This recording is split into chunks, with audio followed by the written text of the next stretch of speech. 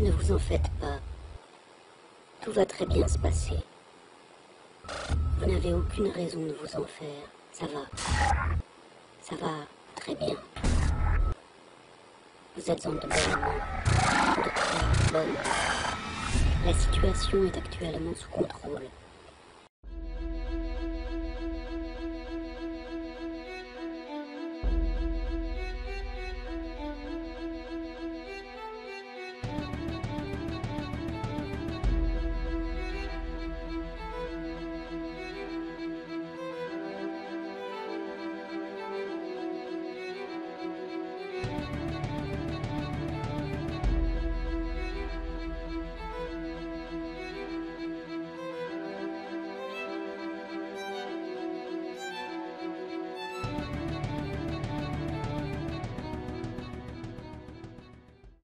He is a real-life Cyberman, a scientist with an implanted computer chip. A tiny lump is all that gives it away. A wave of his digitally enhanced hand and security doors magically open. Only he can operate his phone, and only if he holds it in the hand fitted with a chip. But now Dr. Mark Gasson is suffering a very 21st century malady, the first human to be infected with a computer virus.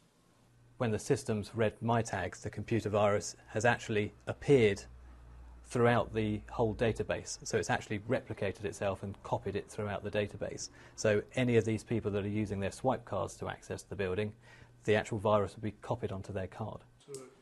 The cybernetics expert at the University of Reading had the chip implanted in a minor operation. In future, your medical records could be stored like this, but the chips are vulnerable. This is just like the chip that's implanted in Dr. Gasson's hand. It's called an RFID, a tag that's been used for many years to track goods around the world. But these days they're far more powerful and they're being used in more and more applications. They're like mini computers, and just like a computer, they're vulnerable to viruses. Already many implanted medical devices like heart pacemakers have on-board computers that communicate with doctors. If they're corrupted by a virus, the consequences for patients could be fatal. And in future, chips will be used even more widely, perhaps even as memory upgrades for the brain. They too could be scrambled by malicious computer code. These type of devices are going to have to start to use secure encrypted communication. The medical devices really should have some sort of password protection as well. I mean, it's very basic security precautions, which surprisingly these devices don't have at the moment. Our bodies have been fighting biological viruses for millions of years, but as man and machine merge, so computer viruses could prove a new threat to human health.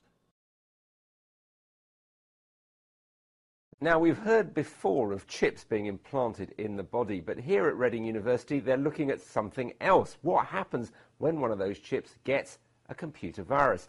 Well, here's Dr. Mark Gasson, surrounded by forms of robotic equipment. What is this research actually about? Well, we're very interested in new applications of technology and implantable technologies. So RFID tags have been used some time for implanting in animals, for example, to identify them. If they go missing, you can scan them, get a number, and cross-reference that with the database. But this technology has really developed over the last 5 or 10 years. And really, now we should consider these devices to be more like little computers. They can store information, manipulate information, do simple computations. So when we're implanting this type of device, really we're implanting it like a miniature computer. Now, you've actually got a chip implanted in your hand, haven't you? Yeah, I have one in my hand. What that allows me to do is, for example, have secure access to the building.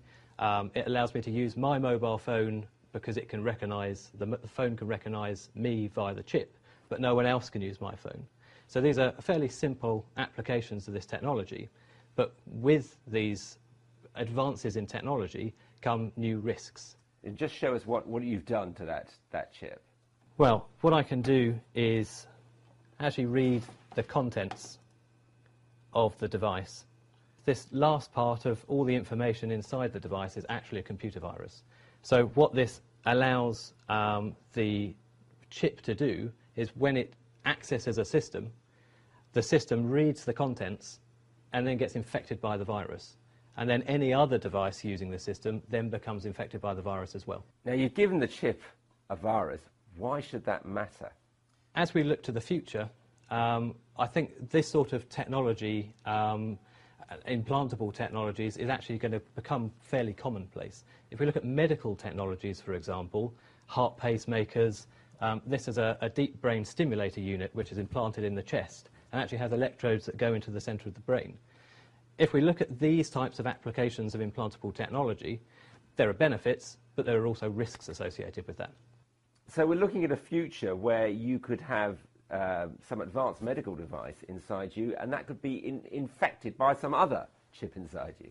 Yeah, that's right. That's quite possible. And equally, someone who's carrying an infected medical device could feasibly infect someone else. So we've got a future where we could all become one sort of great big walking computer infected with a virus. It's quite possible. So just to stress, that is a glimpse into the future. There's no danger right now of somebody with, say, a pacemaker getting a computer virus.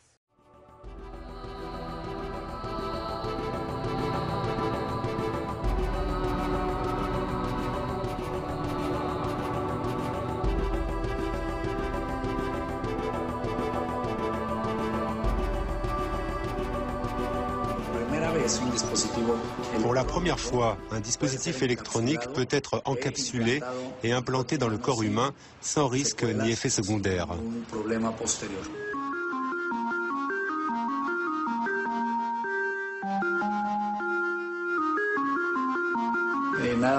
Rien qu'à Mexico, on dénombre 1 millier de personnes implantées,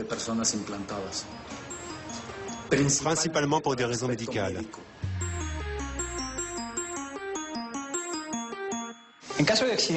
Si j'ai par exemple un accident, les urgences ou les médecins de l'hôpital qui m'accueillent ont juste à appuyer sur le bouton qui est ici pour récupérer automatiquement un numéro spécifique et unique de 16 chiffres. Relié à une base de données, ce numéro permet d'accéder aux données personnelles du patient, à son identité, comme son nom, son âge, son état de santé, ses antécédents, le type d'assurance dont il dispose, les données personnelles, qui prévenir en cas d'urgence.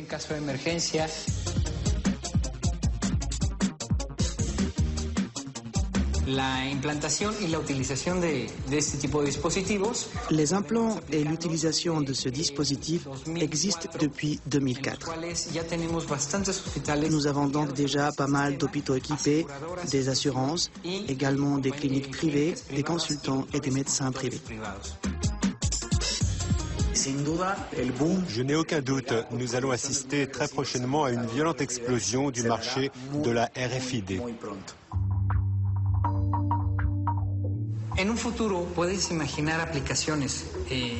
Dans le futur, et je parle d'un futur très proche, on peut imaginer des applications avec des puces qui contiendront toutes tes informations personnelles, ton passeport.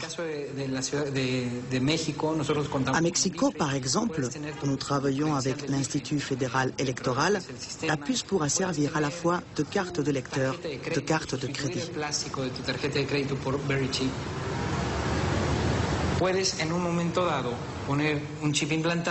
On peut aussi imaginer implanter une puce sur un enfant ou un adulte et installer des lecteurs un peu partout dans la ville, dans les boutiques, les édifices publics, etc. Au moment où la personne implantée passera à proximité d'un de ces lecteurs, le dispositif détectera automatiquement sa présence, lui transmettra l'information à une base de données qui permettra de localiser la personne en temps réel. Mexico a été précurseur sur cette technologie grâce à une entreprise mexicaine et des ingénieurs mexicains pour des applications au Mexique.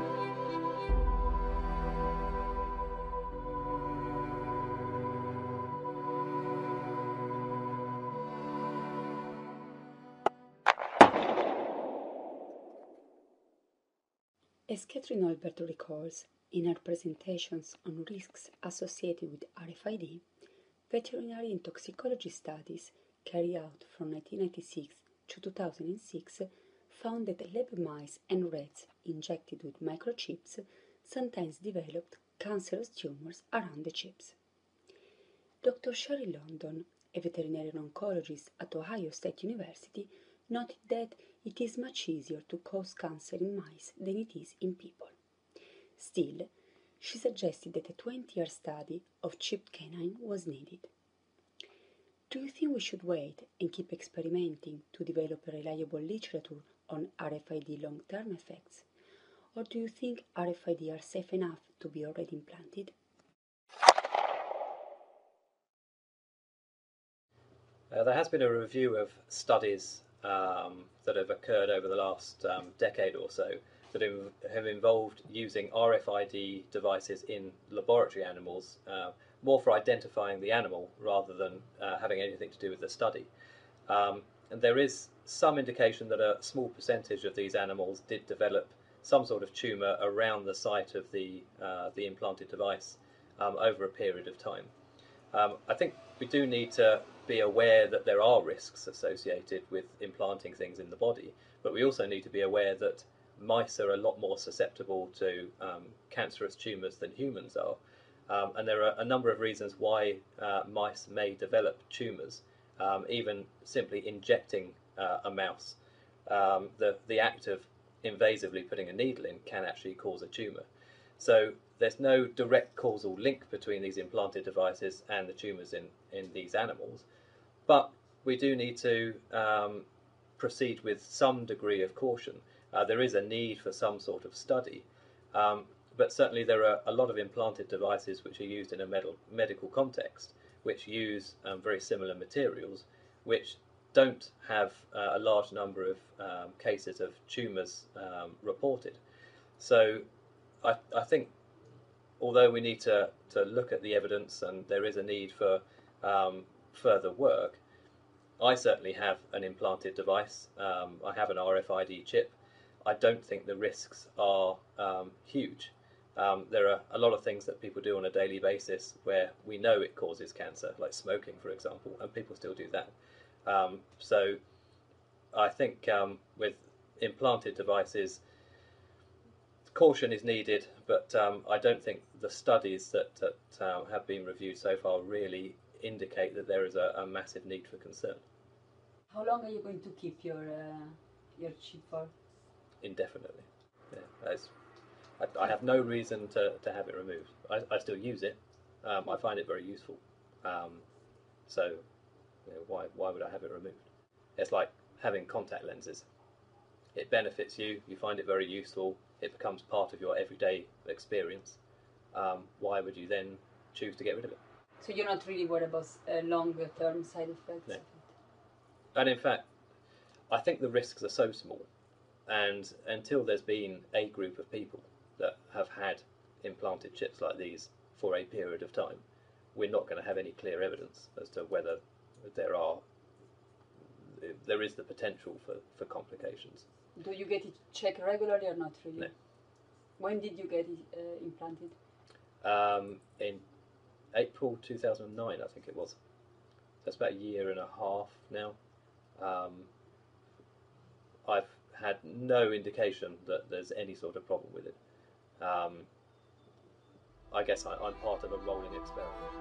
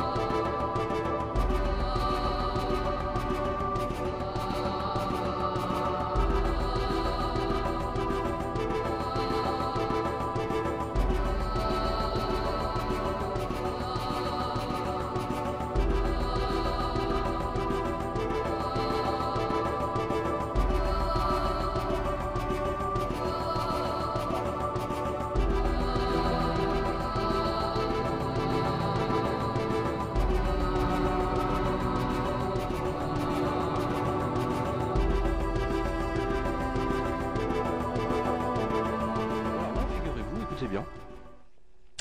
Cette année, les microprocesseurs RFID, vous savez, ces petits chips là, vous savez, un peu comme dans votre carte orange là, sans contact, quelqu'un, j'aime beaucoup quelqu'un, donc le fabricant, un fabricant de ces RFID, a fait un sondage auprès des Allemands. Et donc le résultat de ce sondage a bien entendu été communiqué à la presse, car tous les journalistes qui sont empressés de le publier. Voilà. Un Allemand sur 4 serait heureux d'avoir sa carte d'identité en forme de RFID sous la peau. C'est pas beau ça? C'est pas beau ça? C'est quand même absolument dingue. Alors le sondage, évidemment qu'il n'est pas innocent. Il faut payer ce sondage et préparer les questions. Donc et donner les résultats à la presse. Alors là c'est le professeur Scheer, donc qui a expliqué que implanter des chips chez les gens va devenir quelque chose de tout à fait commun. Il dit que la vitesse à laquelle tout ceci se développe, en fait, nous permet de voir que déjà on a gagné 10 ans. Donc, il a déclaré ça au cours d'une conférence devant tout un tas de techniciens et de politiciens, y compris la chancelière Angela Merkel. C'est grand. Ah, ça c'est grand, ça j'avoue, bravo. Et il dit que nous pouvons déjà voir quelques développements, tout ce qui est CD, DVD, etc. va disparaître comme source matérielle d'information.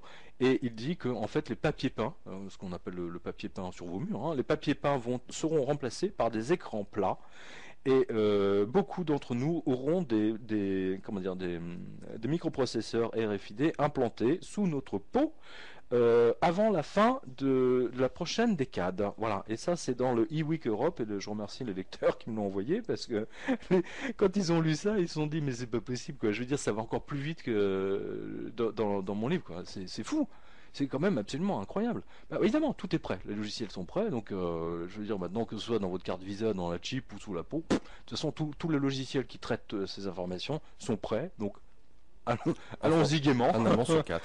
Voilà, un Allemand sur 4. Ce qui est gigantesque. Absolument, qui est gigantesque. Alors, mieux que ça, il y a un lecteur, je suis désolé, je me souviens plus de son nom, qui m'a envoyé un rapport PDF formidable. Et je reviendrai dessus alors justement, c'est absolument extraordinaire à quel point ça correspond à 777. Rien à voir, on ne parle pas du tout de gens, on parle simplement de l'histoire de l'évolution de la monnaie, c'est-à-dire comment l'humanité donc a évolué dans son processus d'échange de marchandises. Voilà. Et il dit que, dans ce rapport, il dit que le prochain système, effectivement, après la carte à puce, tout ceci, l'argent physique, c'est-à-dire l'ensemble de l'argent physique va être transmis dans une seule puce RFID, et vous aurez ça dans votre main ou dans votre main, puisque aujourd'hui, là aussi à nouveau, c'est ce que je disais il y a 15 jours, c'est que tous les logiciels, l'ensemble des logiciels mondial, bancaire, est prêt pour faire de l'acquisition de données, parce que sachant que la puce RFID n'est qu'une acquisition de données, voilà, tout simplement. Mais ils sont prêts, tout est prêt, allons-y gaiement, et ils disent c'est l'évolution naturelle et finale. Bien sûr. Et d'ailleurs, par rapport à ça, c'est génial, je trouve ça génial. Une information que je donne de tête, donc à vérifier, vous pouvez certainement la retrouver sur le forum du site de la radio, où un scientifique qui a été l'un des premiers à se glisser cette fameuse puce RFID sous la peau, a cherché volontairement à injecter un virus à cette fameuse micropuce. Ouais, j'ai vu. Et donc, conclusion, puisqu'il y est arrivé, malgré les systèmes de sécurité... Il s'est piraté lui-même. Oui, en disant que potentiellement ça pouvait être un danger, que tout à chacun, en admettant qu'on ait une fameuse micropuce sous la peau, et bien que celle-ci pouvait être violée via un virus. Non mais on est dans un monde de dingue. Mais vous imaginez, mais c'est ça, mais ces mecs-là, mais ils sont fous alliés, mais ils sont complètement fous.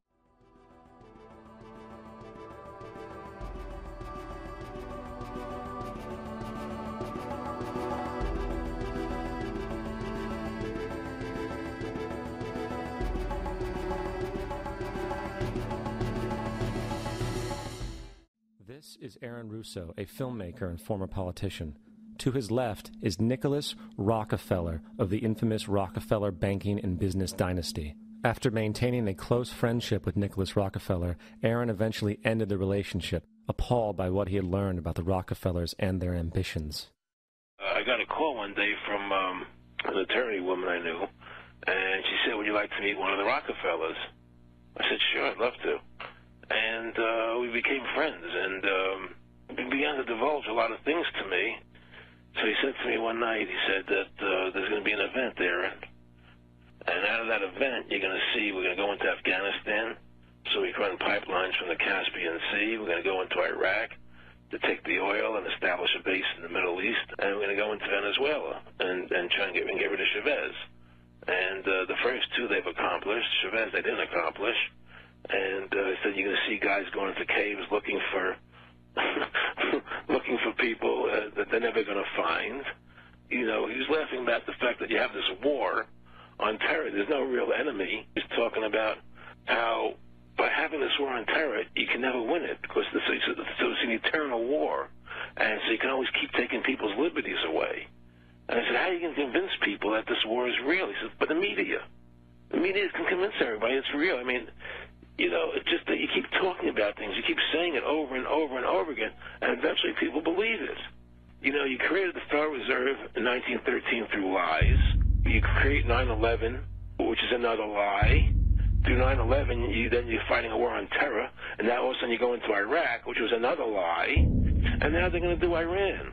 You know, and it's all one thing leading to another, leading to another, leading to another. Now, I would say to them, what are you doing this for? What's the point of this thing? You have all the money in the world you ever want. You have all the power. I said, you know, you're hurting people. It's not a good thing. And he would say, what do you care about the people for? Take care of yourself and you take care of your family. And then I said to him, what are the ultimate goals here? He said, the ultimate goal is to get everybody in this world chipped with the RFID chip and have all money be on those chips and everything on those chips. And if anybody wants to protest what we do or violate what we want, we just turn off their chip. Ne vous en faites pas. Tout va très bien se passer. Vous n'avez aucune raison de vous en faire. Ça va très bien. Vous êtes en de bonnes mains. Docteur, homme. La situation est actuellement sous contrôle.